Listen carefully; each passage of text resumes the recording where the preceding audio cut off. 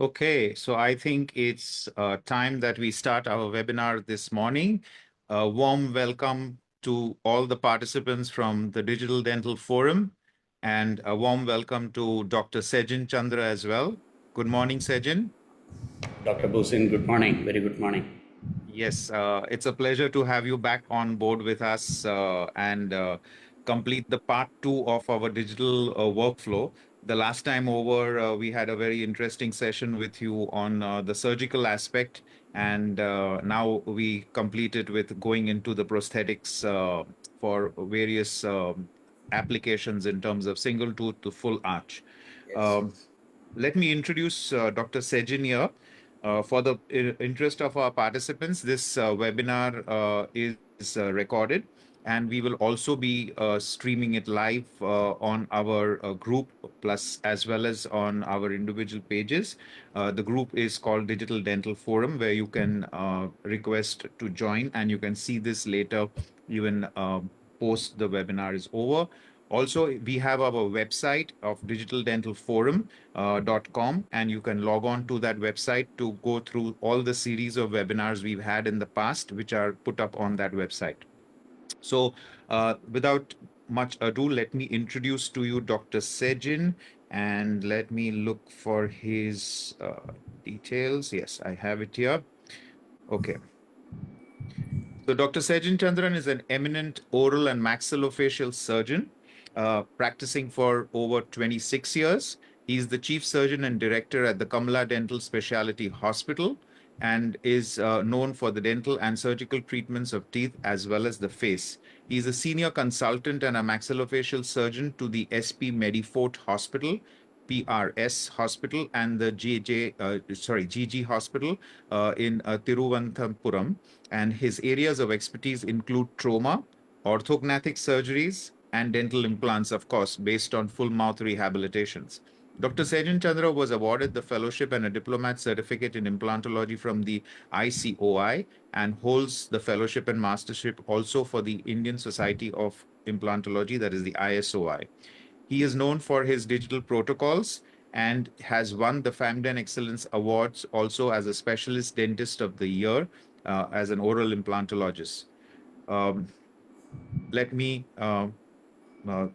give you the stage, Sejan. You can take over and share your presentation, and let's have a very interactive session like before. Thank you. Thank you, Dr. Bhusin. I'm trying to share my screen now. And thanks for all the participants who are sparing your Sunday time to listen to me. And let me see the screen sharing first. And I was always happy to be part of DDF and Dr. Bhusin because Digitizing team and very focused on the digital protocols and disseminating the knowledge of digital dentistry to the nook and corners of India so far. So thank you once again for this opportunity, Dr. Bhusin. And today's topic is implantology and its digital protocols for the prosthodontics. I'm sharing my screen, and if it is seen by all of you, please acknowledge. Is it possible to see my presentation now? Yes, your presentation is visible. You can go to full screen. Okay. Fine. Perfect. Let's start our day with prayers to God Almighty for keeping us healthy and safe during this time, and with the blessings from my parents and all the good wishes from you friends, I'm doing good. And let's have a small recap of what we have done in the last webinar, and I have to start from there. In our previous session, we discussed about how digitally we plan our implant placements and how precise it can be through digital protocols, and what happens when we do the in-house acquisition of gadgets and the in-house manufacturing of surgical gates, and what are things we have to take care during that process. Then the steps involved in that, starting from acquisition of CVCT, intraoral scan, and the software-based planning and 3D printing, and then to the surgical side. Now coming to the digital workflow that was discussed and the drilling sequence. Most of my cases are with Megagen dental implants and some of them with the Strawman BLX. And we have gone through multiple cases and you saw how it is happening in our practice and how it was benefited for the precision, accuracy, and the fast delivery of the implants. Like we follow the principle called as one-day implants. That's when the patient comes in and we complete the entire digital planning and the gate fabrication in a day with my good team that I am associated with here in Kamala Dental. And once it is done, the gate is ready and we are ready to go. And we complete the surgery and we get the implants placed in a very strategic position. And then we see how good it emerges and how good the soft tissues are developed when the right placement of implant is done with the right protocols. And now, after 3 months of time, or sometimes even 6 weeks' time, we give the prosthesis. Like even the prosthesis is made in-house in our scenario. Like once the implants are in a very strategic position, now we get to see the implants in the right long axis of the proposed prosthesis and we go ahead with it.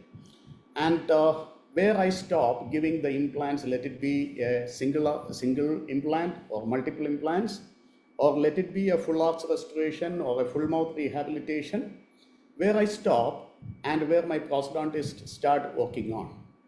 These cases were discussed much in detail before, so getting into the prosthetics side of it, me as a maxillofacial surgeon and a keen practitioner of implantology, and the digitalization is not just in the implants and in the smile designing or just one or two protocols at Kamala. We do the very precise surgeries that is done with the digital protocols even for orthognathic surgery.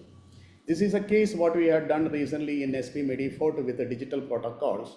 Like we could do the surgical planning and we could do the sectioning of the jaws and we could create a surgical gate and the cutting gates, and the precision that we achieved during the surgery was amazing.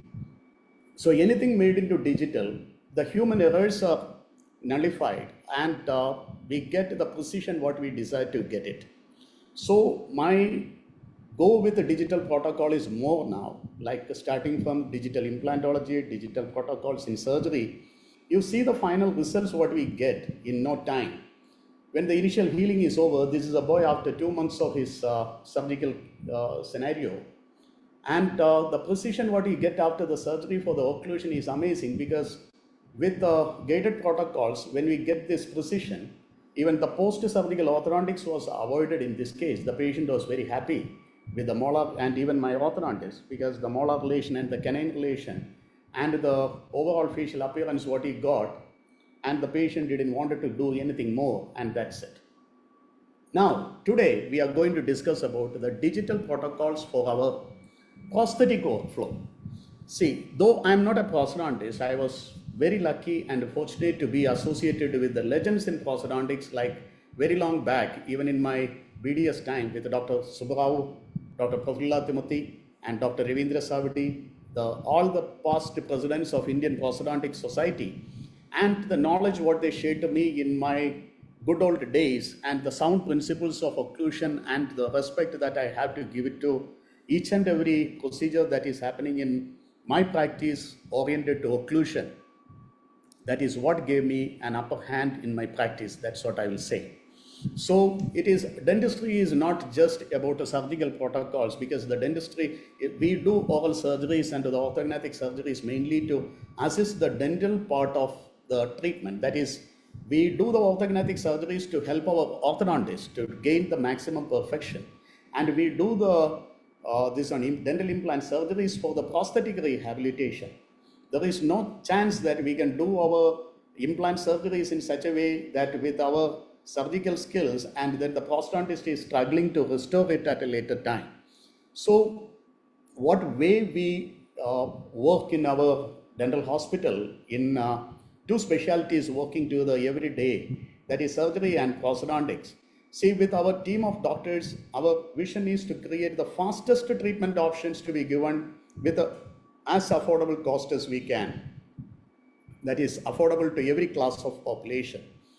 And the digital revolution that took us from very long back from the analog X-rays to the RVGs, and we were always the early adapters of this kind of changes. I was one of the first to buy a Sony Cam or Sony Ray X-rays, very old time. I don't even remember the year, but I think I was one of the very few people had that digital X-rays in time. And then we moved on to the OPG machines, and then we had our three-dimensional visualization made possible with the OPG, and we have now most advanced equipments, latest treatment protocols, spacious operatories, hygienic ambience, and at an affordable cost to match to the Indian and Kerala scenario. And now, when we have a multiple chair practice and when most of our chairs are occupied, we are focused to do few things that make our time worthwhile. The spending our time should be really worthwhile because the kind of procedures what we do takes little the clinical procedures, and that too with an advanced protocols it takes time. My specialty doctors and my general dentist and the laser specialty people and my prosthodontists, they give their appointments in such a way that they have a time target. And if you wanted to respect your time and if you wanted to make your clinical time really productive, you have to have a pre-planned scenario for that hourly job.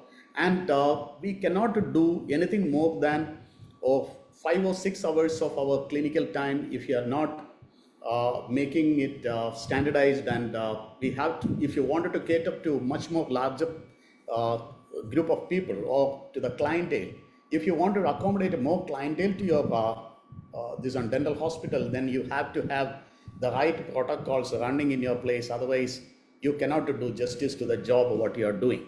So to see, our labs were much smarter than us, and they understood by doing the manual workflow, they can never cater to more than 10 or 15 dentists at a time. So the labs got digitalized much before us. Dencare or any other labs in India who are catering to more than 5 or 10 dentists at a time, they had a thought process. They wanted to make it digital and then to work on with the digital protocols as we see today. Let it be an intraoral scanning or the lab scanners, we moved on to the scanning, and the labs moved on from dewaxing and milling to dewaxing and casting, the metal casting, to milling protocols, and they started using the blanks and the metal, these are metal blanks and even zirconia blanks long back. The disc what they used and the milling what they started with Dendora milling machines and the Dentsply milling machines long back, they could deliver more number of cases to more number of dentists.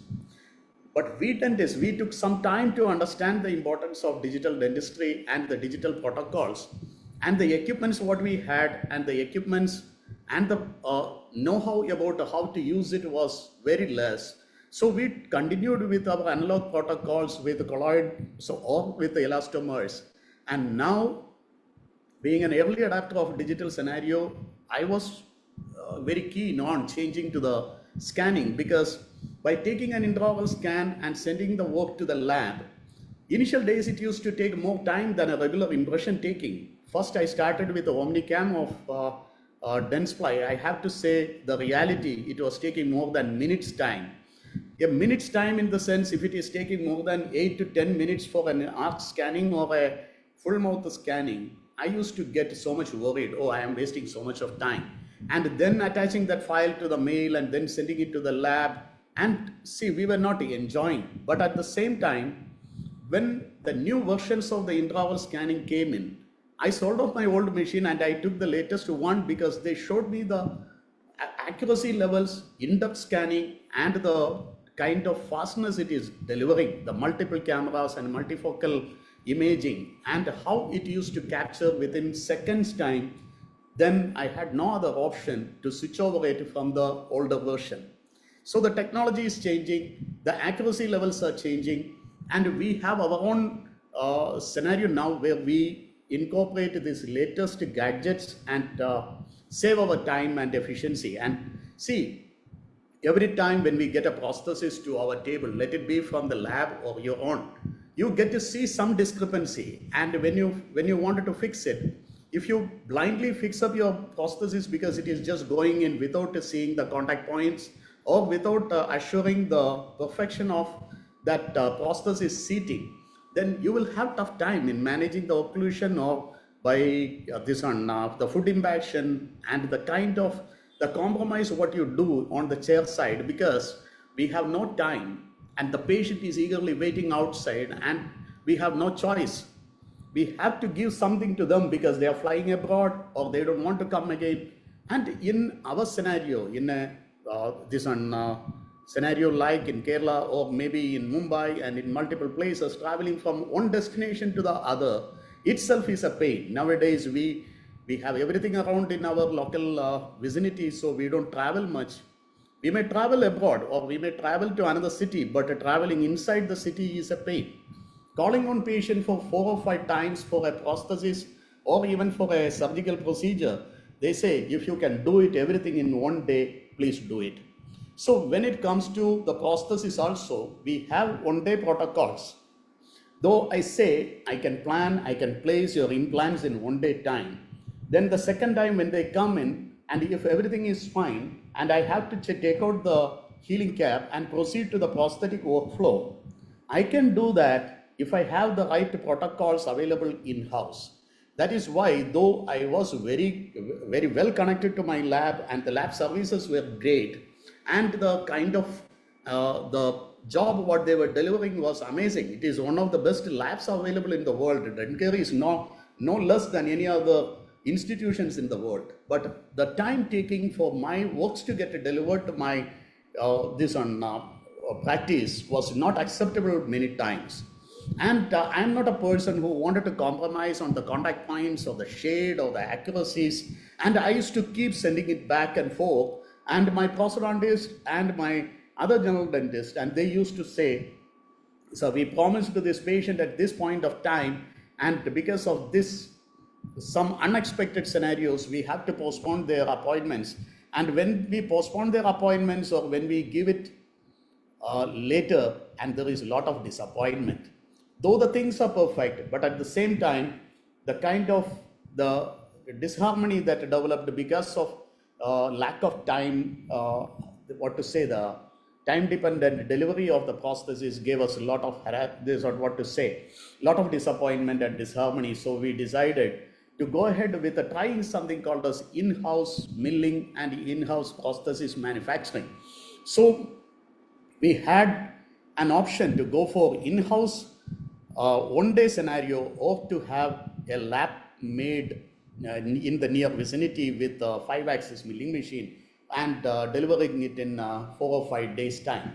But as a clinician and as a as a dentist, I decided, okay, first I will try to see how the one-day protocols of Dentsply is working. And hearing from many friends of mine who are already into the chair side milling of inlays and onlays. One of my friend was Dr. Das, who was practicing in Brisbane in Australia.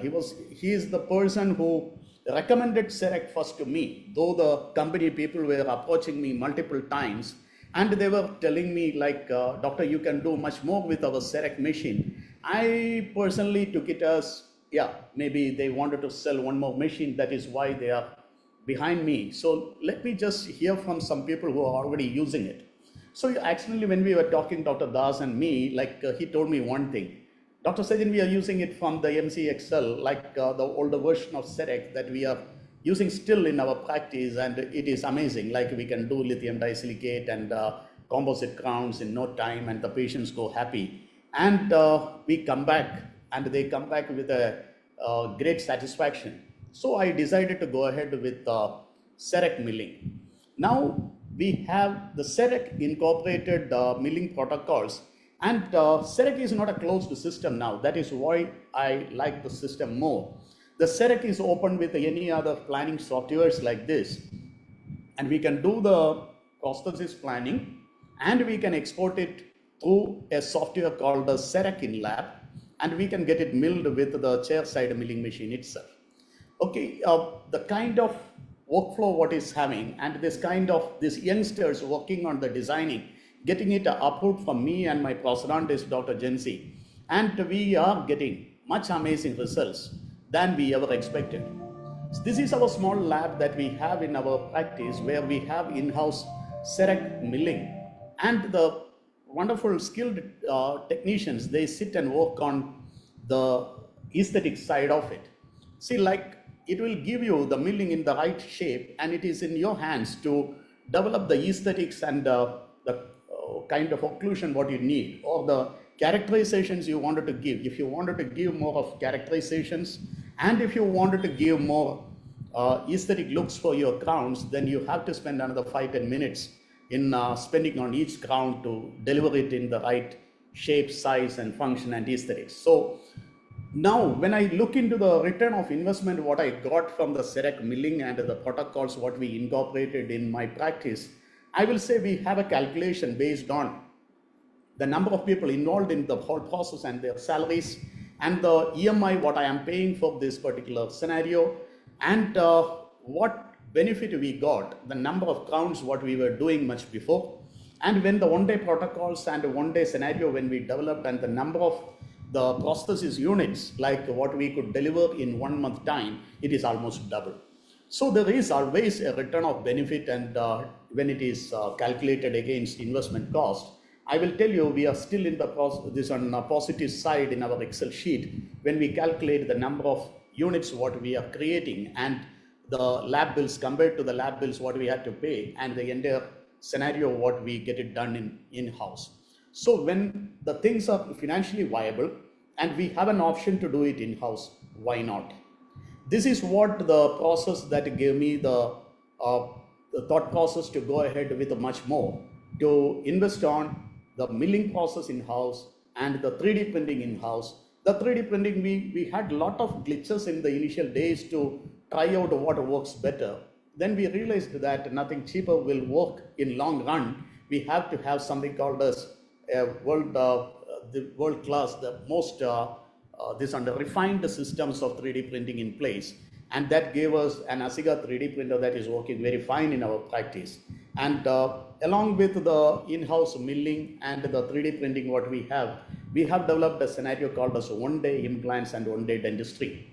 And one-day dentistry reduced our chairside time, like around the 20% only we spend the chairside time, and the technicians and the lab is working 80%, and everything is pre-planned, and we are getting either an additive manufacturing or a subtractive manufacturing. What works better for a permanent restoration? Let me tell you, dear friends, the 3D printing protocols are based on the resin matrix, and the resins will give you the maximum shear strength of around 150 megapascals or maximum 200 megapascals, which is very, very less compared to the lithium disilicate or zirconia. Lithium disilicates offer around 540 megapascals in the maximum, like Ivoclar's Emax or something like that. But at the same time, if you're looking for something permanent, I will say resins that is printed is going to take long time to develop such a scenario that it offers the real good strength that we require for a permanent prosthesis. Even the abrasion resistance and the shades, everything retained for a long time is much better with the milled prosthesis or the milled units. That is, so the 3D printers, we usually use it for our orthodontic models and prosto working models, and for even creating the aligners and vacuum formed trays and other kind of workflow. But the milling is the main activity that is happening in Kavla Dental, and that is what we enjoy every day. It is like a grinder that is keep on working from morning till evening in our practice. So what happens in zirconia milling is it is softer material, it mills faster, but at the same time we have to do little longer sintering cycle for that. But having said and done, when it starts milling and sintering together, when it is taking more only 45 minutes to maximum 1 hour time, even with the glazing and polishing, and the kind of the prosthesis what we deliver to our patients are not just the crowns, they are jewels. Like it is the same shape, shade, the function, aesthetics, everything matched, and people say, wow, we got what we need. And one more thing, for us to this one take care of our prosthesis, like whether we are getting the right way of designing what we need. When we outsource, it is not in our control. What we get it on a cast or a model or in a 3D printed model, that we have to accept it. Because to go back and to do the prosthesis, and even the clinician can do the preparation analysis, they can literally visualize whether we have enough clearance for the crown or not. If we need any modifications, that can be done immediately chair side. And even the designing part, 80% of the designing part is done by the AI algorithm that is present inside that software. It is a select software what you're seeing now. And the cementation space, the contact points, the occlusal scenario, and everything is done by AI. And we have to slightly tweak in here and there to get what we need. And again, the digital articulation and the occlusal check possible on a every crown that is manufactured in Serec is amazing. Gone are the days I think about my articulator, think about my this occlusal disharmony, because once my technician does this job for me and check the lateral extrusion and the protrusive movements in the software at the time of crown manufacturing, then there is no need to go back and do the corrections. Most of the time our corrections are only for some contact points for the easy insertion issues, or otherwise sometimes it snaps in and there is nothing to do, and sometimes just some occlusal arrangements and the this on trimming or polishing what we do on the chair side, then it need to be slightly glazed and given back. And nowadays we try to give an intaglio surface or the tissue as this one touching surface with the polishing rather than the glazing. See, it is a 24/7 manufacturing possibility, and you can do the things in real time. And if you have a skilled technicians in-house, then they can do a marvelous job of doing the staining, glazing, and you will get, it is not just for single units. You can be very conservative. You can do inlays, onlays, laminates, and the patient, when they get a temporization on day and the next day they are getting the crowns, and that too with this kind of the crown replacements. See, this lady, she is a nurse from New Zealand and she was here with us, and she wanted to replace her existing crown, and it was a digital impression taken. This was done much before our select protocols were there. We tried to do it with a software that time called as R2 CAD. It was from Megagen. And this kind of CAD facility, and we designed our own crown, and it is milled with lithium disilicate, and see the tissue, this on contour that we could develop from a PFM crown to a Emax crown. And this is what patients love to have it. Something very similar to what they have on the adjacent tooth, that light translucency and the shape and everything, the so natural looking crowns, if they get, they are really happy.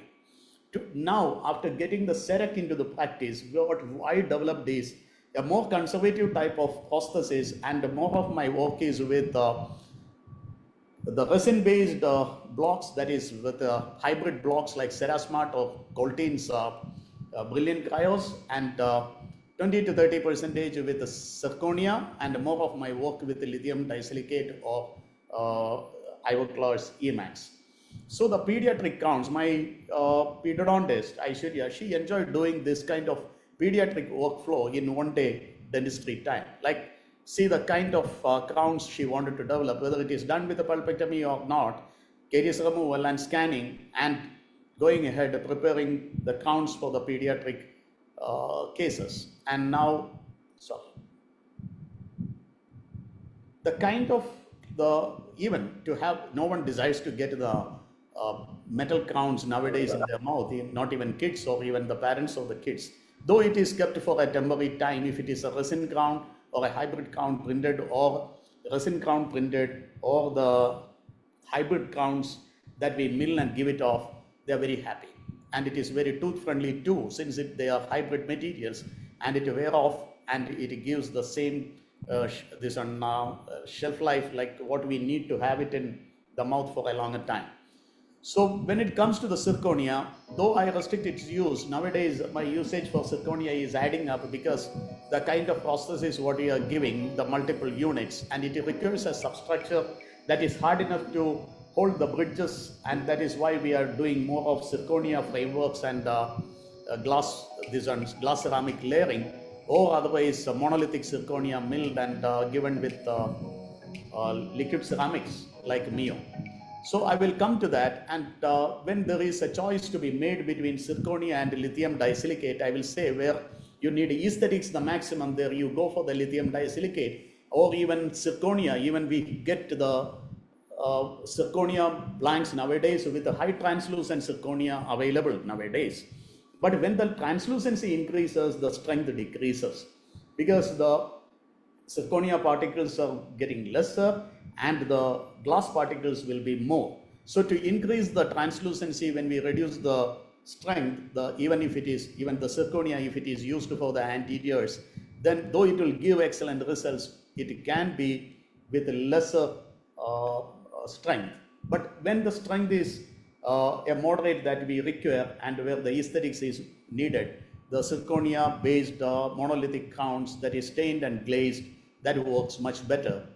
And nowadays we restrict the use of lithium disilicate high translucent crowns because it was our mistake to use more of high translucent lithium disilicate crowns, because the high translucency will take the shade of the cement or shade of the tooth stem what we have, and we are supposed to use medium translucent or low translucent lithium disilicate in the anterior region if you really wanted to mask the shade. But at the same time, if you wanted to have only the diastemas closed, or you want only the shape and size of the tooth to be altered, then high translucent lithium disilicate can be tried.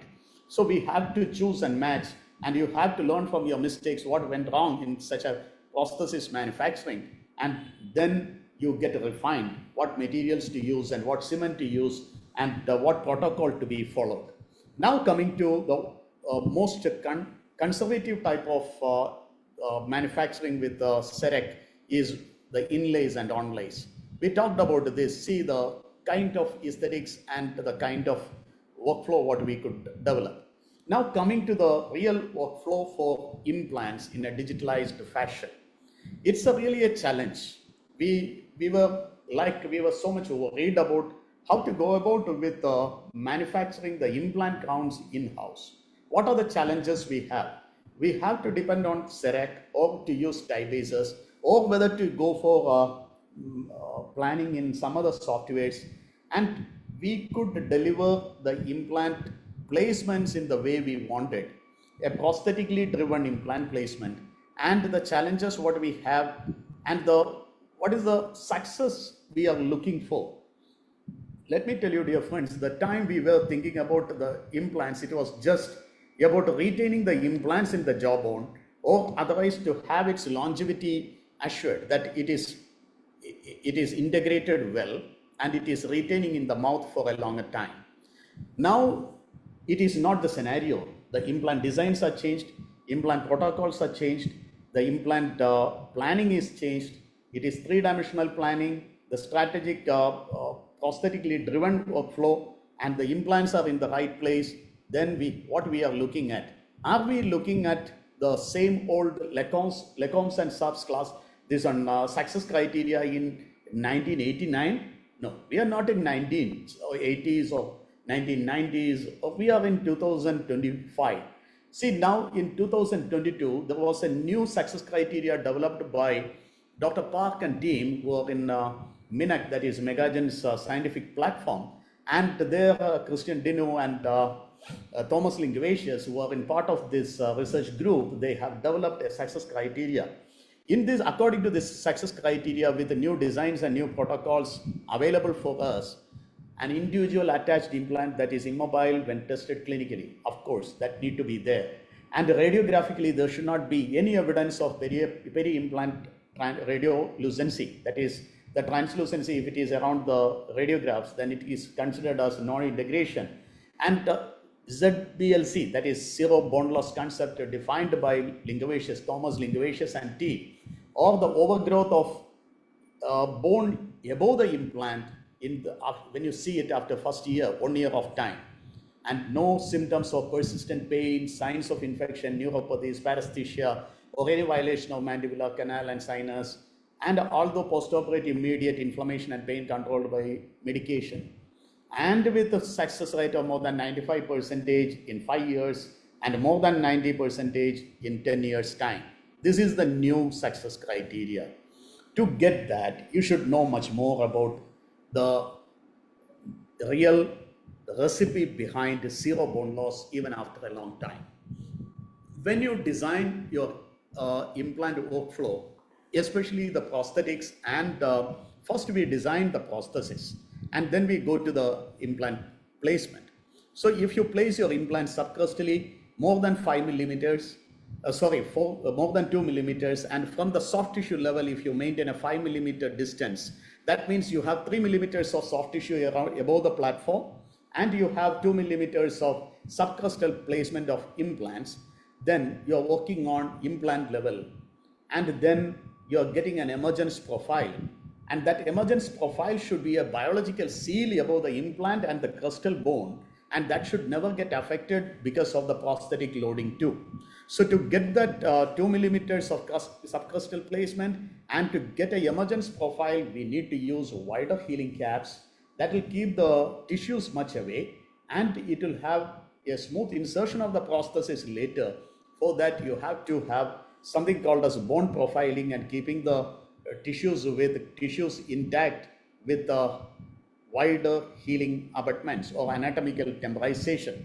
So getting the most strategic position and then developing the soft tissues around it, then only you are ready to go with the digital protocols of implant crown manufacturing, because you need to get some of the very important structures around the implant platform to be recorded by your intraoral scanner and to give that information to the lab. Otherwise, the lab will have to keep on searching for the implant platform where you have placed, or there will be a lot of confusions from the lab side to the clinician side, where exactly to start and where exactly to finish. So gone are the days I use this type of healing caps, and nowadays I go for customized healing abutments or the customized temporization. Even in extraction socket management, I try to give something that is simulating almost like a natural tooth, and the kind of emergence profile what we get after the implant placement is in this way: adequate keratinized tissue around the implant, and having a good clean surface around the implant platform, and it can be well recognized by the scanner, and the image that is captured by the scanner, and when it is given to the software, how it detects the platform, how the hex is matched, how the crown is manufactured, how it is delivered, it is amazing. The zero bone loss, it requires this kind of placement and kind of prosthesis. You can see the bone remodeling around a platform matched implant that I only placed a long time back. Implant is surviving. It is there with a soft tissue cover. But at the same time, as a clinician, when I look at my own work, which is done in at the 2003 or 2005, then the kind of bone stable remodeling, but the implant is still surviving. But the kind of zero bone loss that I achieved, even after 5 years and 7 years of my implant placements done in a different fashion and the protocol. And I was fortunate to be with him last 3 weeks back in Korea with Dr. Thomas Linguatius, and we were sharing the same principles, and we decided to do much more, even multi-center studies on the same protocols. So the accepted limit of crustal bone loss in your implants is much lesser now. Even after 5 years, it should be 0.2 millimeters or almost zero. That means even after 5 years, you should not see your implant head exposed, or even in the radiograph, it should not be visible above the bone level.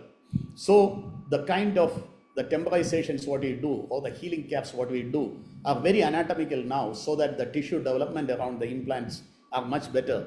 And either we have to create one in composite or in resin material and to give it to the patient, or otherwise you can use something called as the anatomical healing caps that are available ready-made according to each and every tooth and the cross section that it is needed.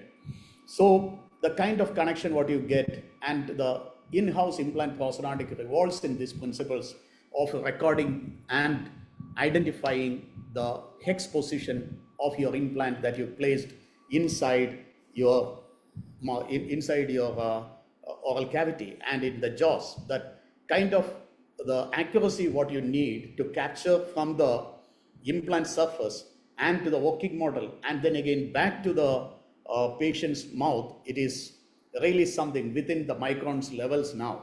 So the kind of materials what I select to use is what you see in the last is the meso blocks that are available from on manufacturers. They have the pre-sintered blocks of Emax, that is pre-crystalline structure of Emax, which offers a higher strength for the materials for the posterior usage. See, they have something called as meso blocks that is with a access hole in it. So the milling happens around the access hole and that gives you a screw channel to retain your implant crowns. So when you wanted to have an implant prosthesis with a screw retained prosthesis that is planned, you have to use meso blocks when you use a 4-axis milling machine like Serec, or otherwise you have to create these holes with a 5-axis milling machine that is a commercial milling machine that is available in the labs or as a in-lab machines. So far we were using only meso blocks. Now we are getting into the game of 5-axis milling machine. Now to develop a screw channel and to develop a screw retained prosthesis and to get the aesthetics and the function, the kind of the workflow what we have here is that is what I am going to show now. The milling is happening. Much before the milling, there is a process of selecting the right blocks, and then you wanted to select the type of abutment that you wanted to use, whether you wanted to use a tie base or a easy post, or you wanted to use a customized abutment that is manufactured, and then to have a crown, again a rescan and a crown above that, or to create a split crown and to have the abutment and crown made in the same time and to fix one after the another. Now, I would love to have a concept called as one abutment, one time concept, where at the time of implant placement itself, if I can have a anatomical abutment milled and kept in place, and then to wait for the soft tissue integration around it, then I don't have to dislodge the connection between the implant and the abutment at any time later. So the soft tissue adherence, even to the zirconia and to the titanium, will be so intact, and we are not disturbing the biology around it at any point of time. The only thing what you are assuring is the radiographic evaluation of the implants, and then go ahead with the scanning above the anatomical abutments. So now we are able to mill the crowns with the screw holes with the meso blocks, and then we can do the screw retained prosthesis. But now today we are in a phase where we are moving from 4-axis to 5-axis milling. We got our own in-lab machines that is getting installed, and we are moving on to much major prosthetic workflow in coming days. Now let me show you the scanning that is captured and for an implant crown and how we are managing the workflow. This is the first scan that we take, where we capture the after dislodging the healing cap, where I can see my emergence profile and where I can see the implant platform and the hex, and my scanner also can capture that in-depth scenario. See, when you decide for a scanner, there are scanners available from 2 lakhs rupees to 20 lakhs. What difference it makes is the accuracies in full arch impressions, the depth of scanning, and the kind of detailing what it gives after the post scanning.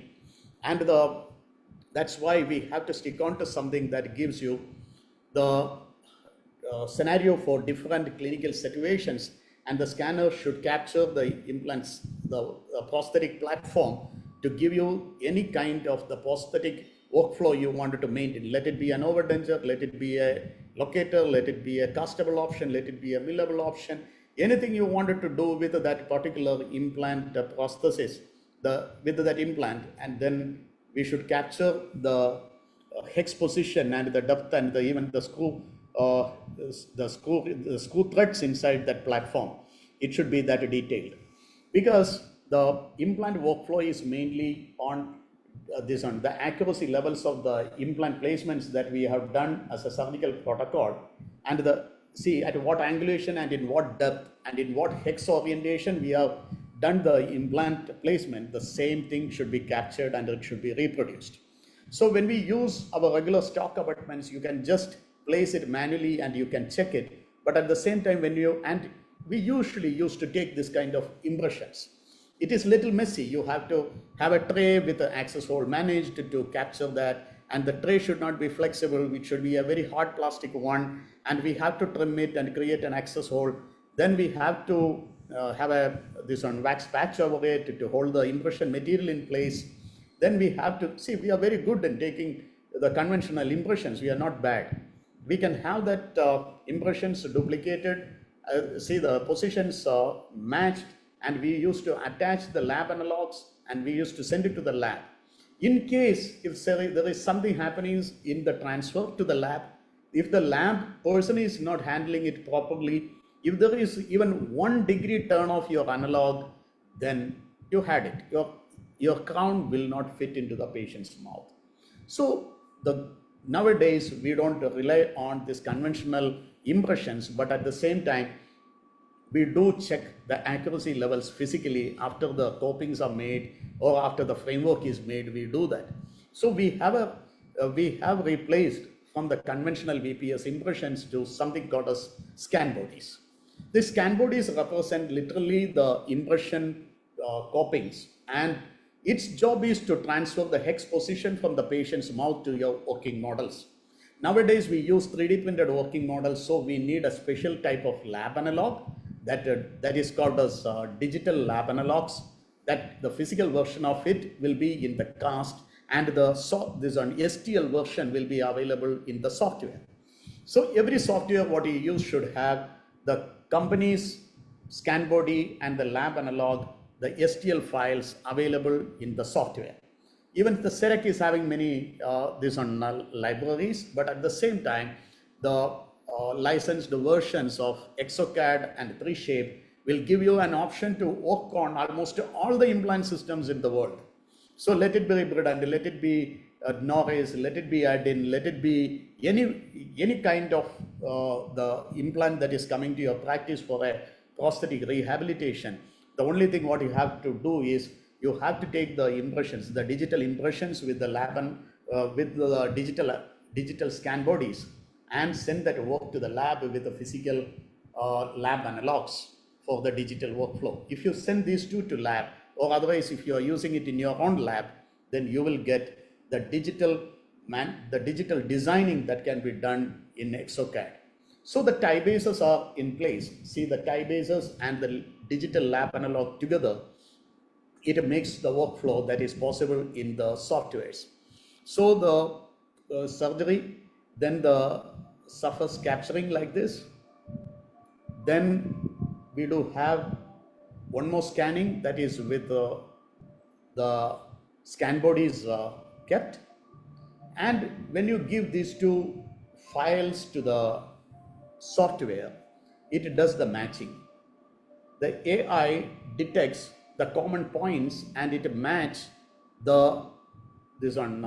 scan bodies and the scan without the scan bodies. Both the things, that is, one is with the implant well and the emergence profile, and another one is with the lab analog. The other one is with digital scan bodies, and these two together it is merged and they start with the design. We will show you the designing protocol that can be done in a Serec workflow. See this workflow. We decided to give one crown in a lower molar, and in the lower molar, when we have the STLs matched and the scan body is detecting, and once the scan body detects and the emergence profile is drawn, the margins of the crown is drawn, then it creates a crown by itself. Like, see how fast it is. There is no need of any plaster model. There is no need of any lab analog to be kept. There is no need for any hex matching. There is no distortion of any elastomer. There is no chance of it going wrong or it is getting into a error factor. But at the same time, what you capture inside the mouth, that is duplicated in the software then and there. And then you get a 80% of this on designing done in the software itself, and then we tweak it according to our desire. I'm not a person who reduce the crown size to reduce the occlusal load, but at the same time, I try to load my implants in the axial, this is an axial line of the implant. Second, I try to give the crowns with an articulation done and the matched with occlusal forces. That is the digital articulation and the extrusion, sorry, the protrusion and the laterotorsive movements, and the load on the prosthesis is pre-assessed and accordingly it is modified. Then there is no need of you to reduce the occlusal platform to avoid more occlusal force and to avoid crustal bone loss. Even with the regular sized implant crowns and the aesthetics managed, you can still have the zero bone loss achieved around your implants if your workflow is good. I love this work because this was an infected second molar, a patient coming to me and asking for an implant placement, and just extracting the tooth and asking him to wait for months together and then to give him a prosthesis. I was not ready to. See, my mind is always on how to make things faster. There is a protocol for extraction socket management and placement of implants. What I did was extracting the tooth, then curating the socket, then flushing it with antibiotics, creating a fresh bleed, and then matching the size of the socket with the implant that is available with me. I think it was 6.5 diameter implant with a 4.8 core diameter and the fins that is getting engaged to the mesial, lateral and buccal and lingual walls, and retained in position with a good primary stability. And see the result what I could give after the soft tissues are developed around it.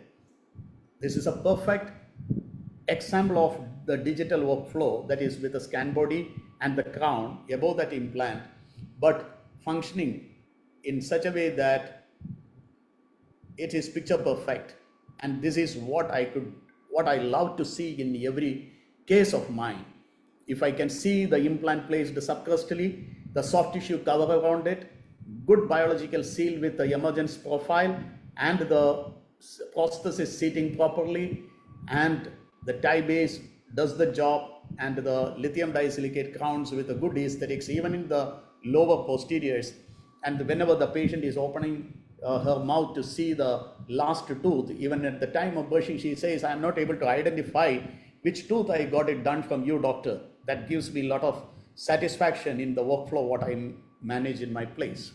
So now coming to the workflow again for the prosthetics, it is all about scanning, then giving the scans to the software, the designing it in the software, and after the design, after it is getting approved by the clinician who really planned for that prosthesis, then if it can be milled in-house, that is your milling machine does the job, then let it be from a single small block or let it be from a disc.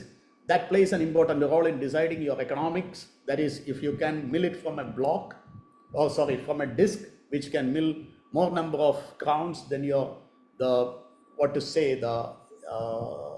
return of investment is going to be much more.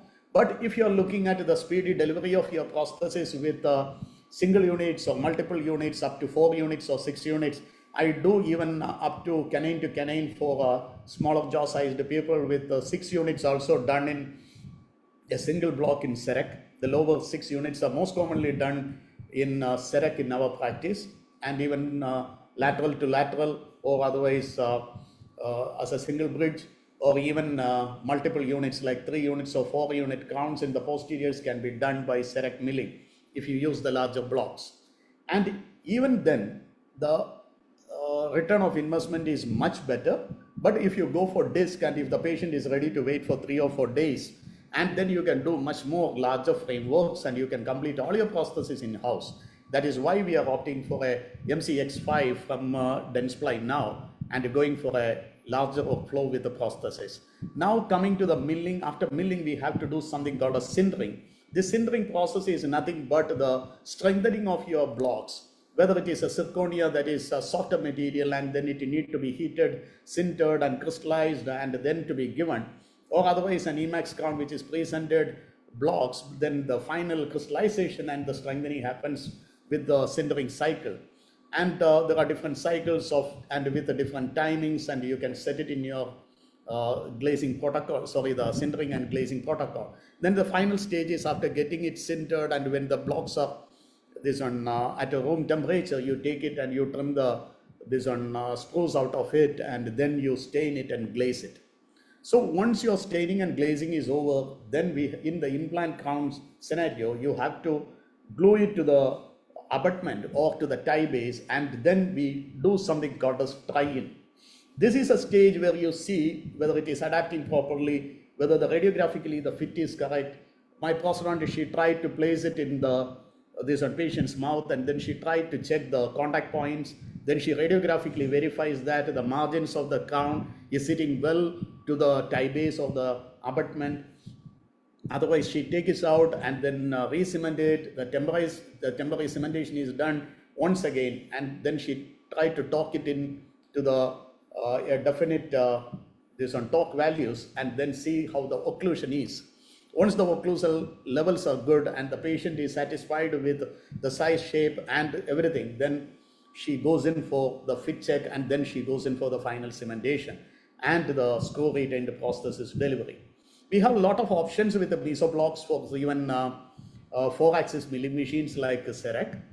And once we do this kind of milling and glazing and even the implant counts, this is the biggest advantage of Serec workflow because it got a Spitfire unit. When we have a Spitfire unit, you can the sintering process happens really fast, and it will accept only those blocks that is meant to be done with a speed sintering. That is, the Spitfire is the most attractive thing in my practice, because once the milling is over within 20 to 30 minutes time, the sintering process and the final work is delivered with the correct strength. Now, once I got into this milling scenario, from the first day onwards, I had a thought process, even if it gives a milled crown in my hands, and though it can be stained and glazed and given, we decided to have something called as a layering furnace too, because I wanted to give the characterization on the crowns as I wanted it. So there are more aesthetic need from our patients in the anterior zone, and the patients are happy when it is delivered in that way. To give that kind of protocol, then I decided to have something called as a liquid ceramic. Even in monolithic milling or in a multi-layered zirconia, if it is milled, then you can create the same aesthetics of glass ceramic layering with the liquid ceramics incorporated into the milled blanks. So the kind of interactions, so the kind of interaction what I have with my patients after the prosthesis is like a wow factor, and they say, doctor, you matched the same thing like what my my desire was. Like I wanted to have the same central incisor matched to the adjacent central incisor, or no one should identify my prosthesis in my mouth, and I don't want to be known as a person who really this one changed the teeth or something like that. And for giving that finesse of aesthetics, I wanted to work on with little bit of layering, and that is possible only with a layering furnace incorporated. So we have Serec milling machine and the fast sintering and a bit of layering that is happening in-house.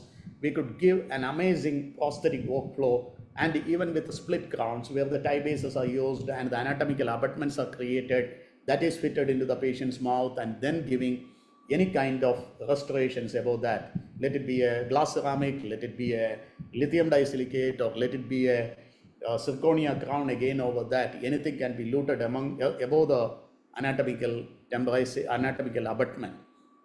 So in this case, you can see one side I have given the patient with lab manufactured crowns, and another side with our own manufactured lithium disilicate crowns on another side.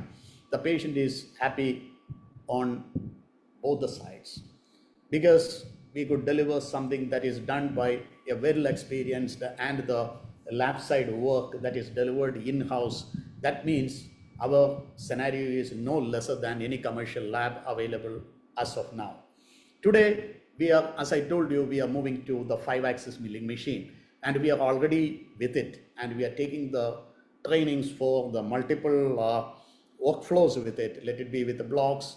And let me tell you, friends, like if you wanted to mill the finesse of the 5-axis, like if you wanted to mill more of laminates for the, see the perfection of that milling in all the 5-axis, it goes this on the milling burrs goes in and mills out a thin laminate with a 5-axis is much better. And if you wanted to create a access hole for a implant crowns or the multiple this one the frameworks what you need for a full arch temporization or a full arch final prosthesis, and if you are into the workflow with the exocad, you have to go in for a 5-axis milling machine, but it cannot be done in an overnight time or a daytime, because the sintering cycle takes more than 8 hours to 10 hours. Understanding that workflow, once I have an in-house milling machine, I decided now to go ahead with the 5-axis milling machine and the prosthetic workflow through my lab team and the prosthodontist. Getting into this workflow, I will tell you the 5-axis milling that is happening in our scenario will be much more promising, I believe. And we are starting with that workflow from the next week onwards. Maybe in my next presentation, I'll be showing you much more about how the access holes created with the 5-axis milling machine and the multiple number of implant crowns that is delivered and the full arch restorations that is needed for our practice.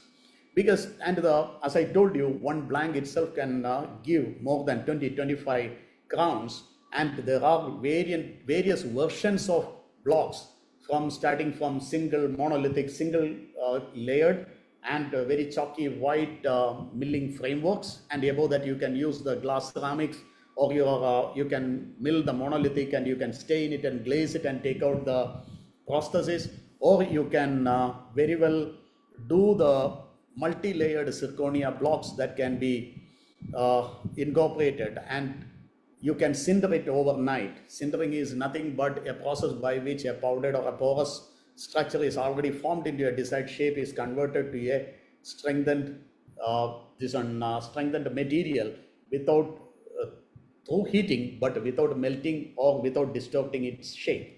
So now, after getting it sintered, then you can still have the layering if you have even multiple 6 unit or 8 units. But I'm not a great follower of 6 units and 8 units delivered at a time, because my implant workflow is also there where there is a need of 6 or 7 units. Then I prefer to give 2 implants and then reduce the span of my prosthesis.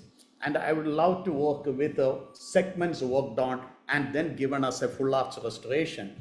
But even then, to make it more financially viable to my patients and to make our workflow much beneficial to the entire patient's workflow. Like, I don't want to be known as a single day philosophy alone, but when the patients are ready to wait and when they wanted to get something more economical, then I wanted to cater to that side too.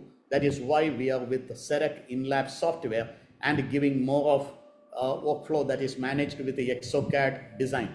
See, even now we are using exocad and we are designing most of our crowns, and we are getting that STL exported to CEREC in lab, and then the CEREC milling machine works that does that job for us, because the work, it can accept any STL through CEREC in lab software, and the same what you call it as the desktop milling machine of CEREC itself can mill us and give 3 unit, 4 unit, 6 unit, the lower anteriors, as I told you, that many number of units can be milled, and that is what is happening in our workflow right now. But at the same time, the larger units that we wanted to create, or the implant prosthesis, or gone are the days we mill the wax and then send it for dewaxing and casting. But at the same time, the possibility of PMMA milling and giving the temporizations then and there. See, if I am doing a full arch restoration, and if I wanted to take a scan of multi-unit scan, and then I wanted to create a prosthesis and give it in-house on the same day, it is possible. So the one-day protocols and one-day dentures possible, even if it is for in a single visit for a person who is coming for a full mouth rehabilitation. in a periodontally affected condition and where they are extracting all the teeth and they wanted to go for a full arch prosthesis, we wanted to do it in-house. And the kind of aesthetics and the creativity we wanted to give, or even milling the copings at a very, very considerable rate. The cost that involves in creating the multiple copings in a disc will be much, much lesser, because if I wanted to do a coping and a split crown in CEREC, I have to use 2 blocks, which is almost the cost of 2 crowns.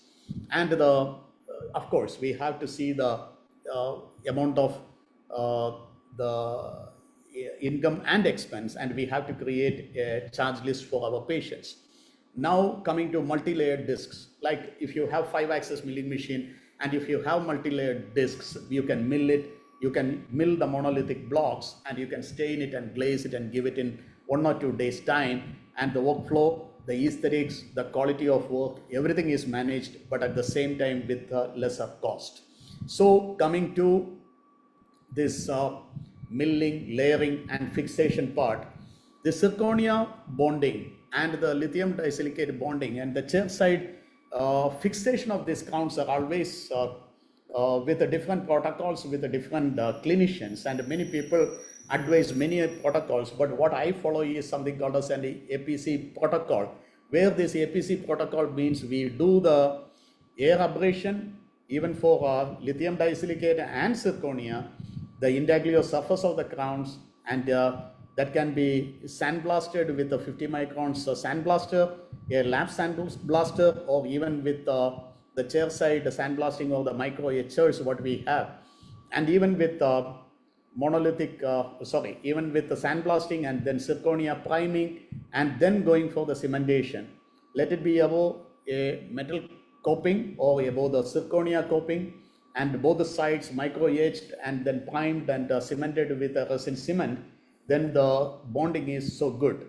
And even for glass ceramics, we have hydrofluoric acid etching, and then with the silane, and then with the bonding to the tooth surface and to the intaglio surface of your restoration, the bondage will be much stronger, decontaminating it even after the milling and even after the micro etching. If you can put it in this on ultrasonic bath and take it out and dry it, and then if you can do the this on fixation, it is much better. What we outsource nowadays is only the full arch frameworks. I'm still with my lab for my full arch restorations and full mouth rehabilitations, and me with my prosthetic team in my hospital, like we are delivering good number of full arch and full mouth restorations. That is by giving the hybrid prosthesis or FP1 prosthesis, but we use the scan bodies above the multi units and the full arch scanning is done. There is always a challenge to do the full arch scanning, because if your scanner is not equipped to capture that kind of image, that is what I told you, you have to use a better scanner. When you select a scanner with the cheapest options possible, then the accuracy levels will differ. In this kind of work, you cannot have a challenged accuracy levels, because we look at very high-end accuracy for connecting these implants and giving a prosthesis.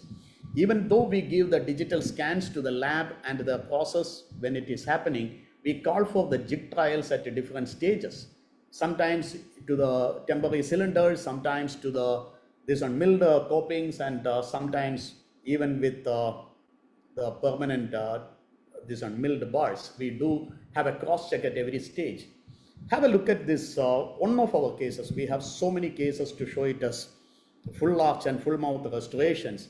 This lady who was traveling all the way from Dallas and to come and meet us and get her extractions done. Both her children are doctors, and they are one is a cancer surgeon, and she underwent the breast surgery, and she was so worried about how her protocols will go.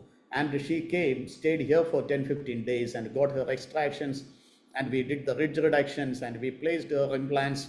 We placed all the implants freehand. This was done a freehand method, and we could give an add-on 4 and add-on 6 implants and give her a temporization in 4 to 5 days time, and then 10 days time her this on somebody is drawing in the screen, and I will tell you like the kind of the process is what we could deliver. And then it is a mix of digital and analog workflow where we did the jaw relations, the teeth trial, and a wonderful prosthesis in a hybrid nature created by our lab. And then the implant supported prosthesis was delivered. So dental care, when it is done in-house, okay, the like the prosthesis manufacturing done in-house, it is a bit expensive compared to the lab workflow, because the lab can give you n number of crowns on a single disc, and they can make their financials better by giving you one crown at a x number of x cost, and then what you get out of that X cost, and you match it with the aesthetics and function and the desired anatomy what you needed to have in your practice. With all respect to all the labs who supported me for 25 years, now when I decided to go with a little more refined work for myself, I call it to me on my this on responsibility and my team's expertise. I take it a call, and I decided it in that way, and I am getting the better results what I looked for. And thank you so much. And this is the workflow what we follow as in-house protocol and as a in-lab protocol. And this is my family, and our decision is nothing less than dental care accessible for all and affordable for all. We wanted to have an international quality of dental services and with an affordable cost, with all the armamentarium and all the protocols running through our hand and our team.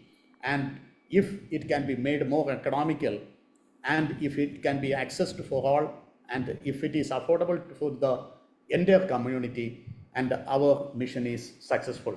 Thanks for this wonderful opportunity by DDF and Dr. Bursin Khan and Dr. Abhishek, the entire team of DDF, and they really deserve a kind of appreciation, because they are educating the dentist, educating us. Even I have attended many lectures, and I have lectured in DDF, and I listened to the many workflows that was happening in the conferences. Amazing, Dr. Bursin. And thanks and respects to you for this initiative, and sparing this much time for educating others. And the educator and the proponents of this digital dentistry and the evolution that is happening in India. And I appreciate you all. I am happy to be part of this wonderful journey. And I will tell you one more thing. The digital dentistry, as I always say, it is like electricity to candle business. We always keep the candle at home and for any emergency sake, but at the same time, really we work on our daily life with electricity. The same thing is going to happen in dentistry and implantology. No one can stop it. We have to run with the pace. Thank you once again, and thanks to all the listeners. Thank you. Thank you, Dr. Segin, for your electrifying words on digital dentistry. I think thank you for sharing your evolution as to how you have transitioned gradually and adapted all the aspects of digital workflows in your hospital and whatever you are doing. Uh, if there are any questions from participants, we would appreciate that you put it up in the chats column, and we will address them one by one. But just to initiate a discussion, let me ask you as to today, as a average clinician, where do they see themselves in a clinical scenario where they have to invest into all these digital gadgets and workflows? And what do they expect as ROI? What is your experience, and what is your thought process that you would like to tell participants who would want to jump the bandwagon? Everyone asks the same question. Doctor, you have done so much of digital transition in your practice, and you are investing so much. How do we get into this game?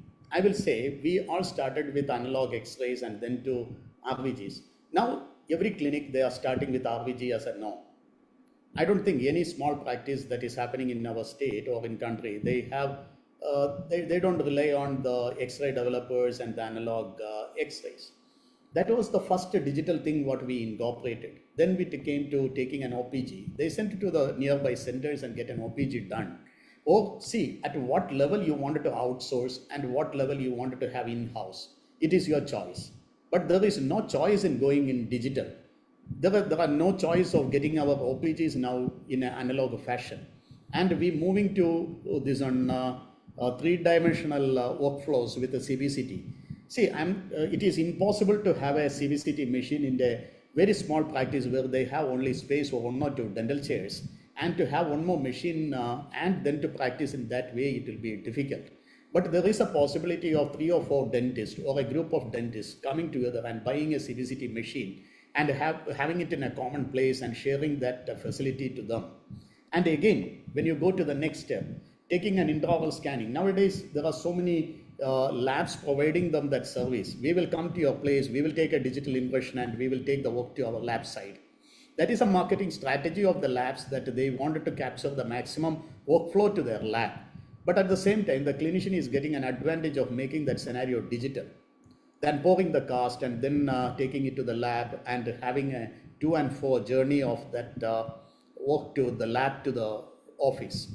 But at the same time, if you wanted to have a scanner your own, you buy a scanner, then your workflow is much faster. So the more digital workflow you incorporate as in-house, you make it a more faster journey. And the turnover time for your workflow is faster and the patients are more satisfied.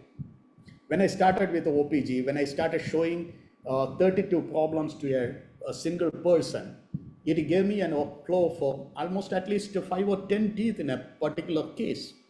So when we show more, then they get more oriented, or they get more educated about their problems, and it gives you a opportunity to correct your own work. When you have an RVG, when you do a filling, and when you see that the margins are not correct, or if you see that it is having a what to say, the overhanging margins, you try to correct it. So the same way, like seeing is believing, both for the dentist and for the patient. So more workflows when I incorporated, the more opportunity it gave me to work more. When my hands are full, my associates' hands are full, we try to develop from one chair, second chair to third chair and fourth chair, and the clinical expansion also is happening. To tell you, like we are in a venture of making a totally digital workflow in our city, like to give a more enhanced version of Kamala Dental in near future. So when this journey is not for one single practice or one single person to do their job and to cater to 20 or 10 or 15 patients a day, if you wanted to have a larger thought process of catering to more number of patients and more number of workflow in your practice, then you have to think more digital. That is why I told you, like we incorporated more digital workflows, and now we are again eager to cater. Now the digital journey is in such a way that we were working with the static gates till now, and we are eagerly waiting to start off with the navigation surgeries, and in such a way that we are getting guided to the right position in the right way, but with a navigation if possible. If that workflow is happening in a faster way, the turnaround time for even gate fabrication is eliminated. So navigation surgeries and the digital workflow, the patient comes in, the diagnosis happens in 20 minutes time, and the discussions are over, the estimates are given, the financial commitment once they do it, then it is your time to start with your procedure. So going digital will never take you down, it will take you higher and higher and higher up.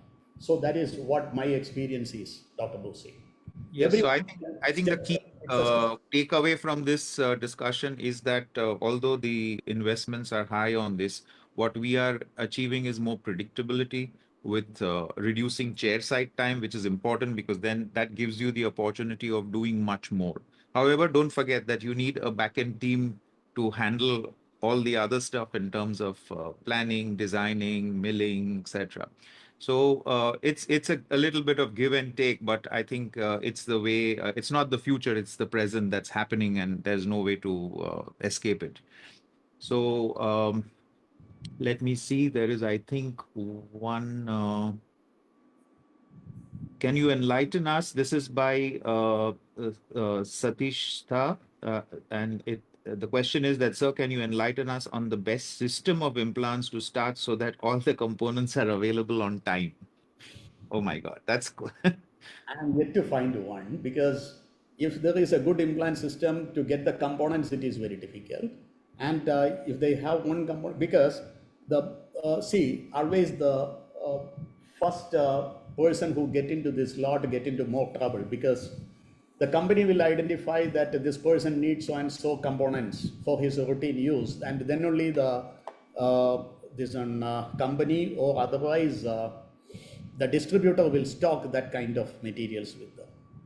See, we Indians are always little lagging behind in incorporating this kind of stuff, because uh, we we are little skeptical about what will happen tomorrow. Will this material will get stuck in my hand?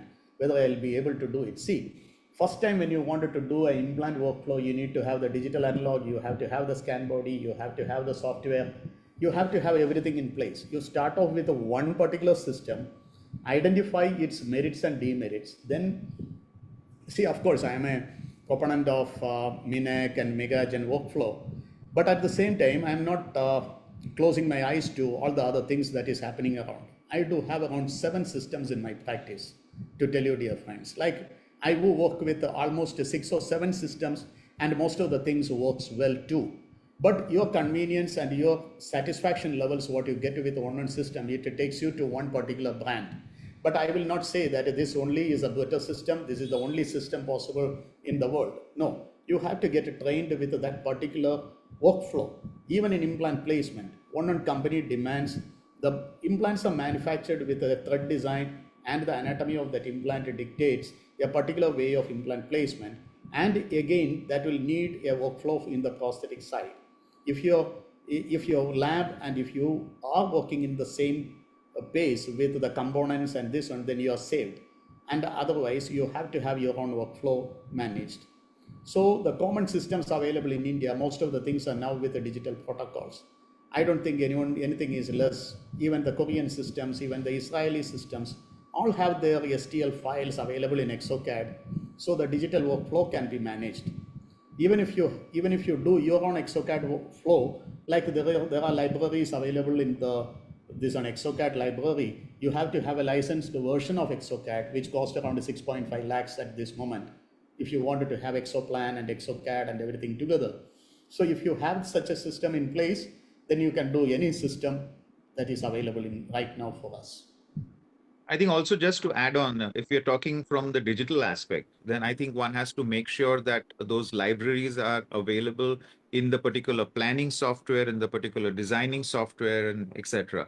Because if those libraries are not available, then you're stuck with going conventional, and you cannot convert that into a digital workflow. So when you're investing into these systems, I think it's important that you look at all these aspects as well, as a total. Yes. Also, let's touch upon something on intraoral scanning. And is that the first step to entry in digital dentistry? And the next question would be as to how difficult it is in terms of full arch intraoral scanning. Yes, that is a catch. In full arch implant cases, like we have some problems like getting the right accuracy through the entire scanning. That is from the first scan body to the last scan body. When you scan it, many times the first scan body will disappear because the AI algorithm will not match with the first one and second one and third one and fourth one. We have a clever way of managing. My person, she makes some markings on the first this one in the this one, what to say, the scan body, so that the this one scanner identify it as a separate entity, and then second she will have some small circle made in the second one square in the first one square, this and another some composite buttons made into another one, so that the scanner identify it as separate scan bodies. Or otherwise, now there is a photogrammetry that is coming in. That means it can capture all the 4 or 6 scan bodies that we have. It will be captured by the scanner itself with all the accuracy levels possible.